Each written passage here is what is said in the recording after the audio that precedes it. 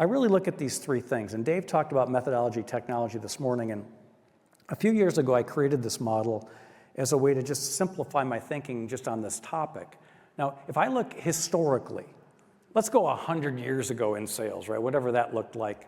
It was basically psychology. It was basically principles of influence and persuasion, right? That was pretty much what was focused on.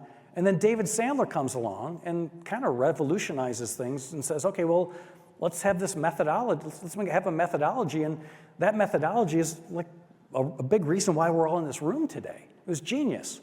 And then Sandler was like, okay, and let's add to that psychology, and he connected with a guy, Dr. L. Luco, and they came up with just the more advanced ways to look at what's the psychology of the sale, whether it's okay, not okay, or left the pendulum, and all these concepts. It was like, whoa, and how many of us are in this room, and that secret sauce of Sandler it's not just the methodology, it's like the psychology behind the sale. That's what's fascinating to most of us, right?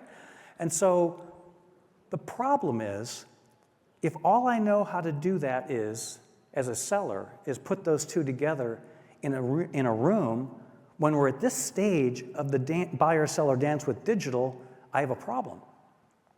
So I think the sweet spot is putting the technology aspect in there, right? If I can add technology as an amplifier, and so an example would be, let's say the methodology we're talking about is the pain funnel.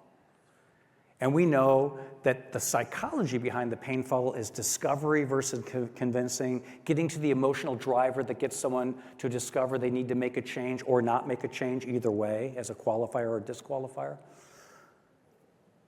But if all I know how to do that is in a room, I've minimized my effectiveness. But what if I use the technology of a whiteboard? What if I had a floating deck with visual images that describe the kinds of pains in a visual format? And think about it.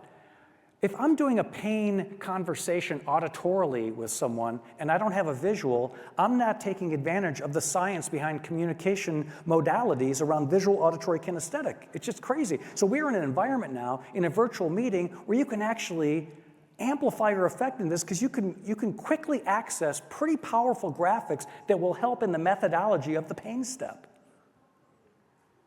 I see Karen Miracle's here. So Karen did this recently too. I didn't tell you I was going to tell. I hope I get the facts.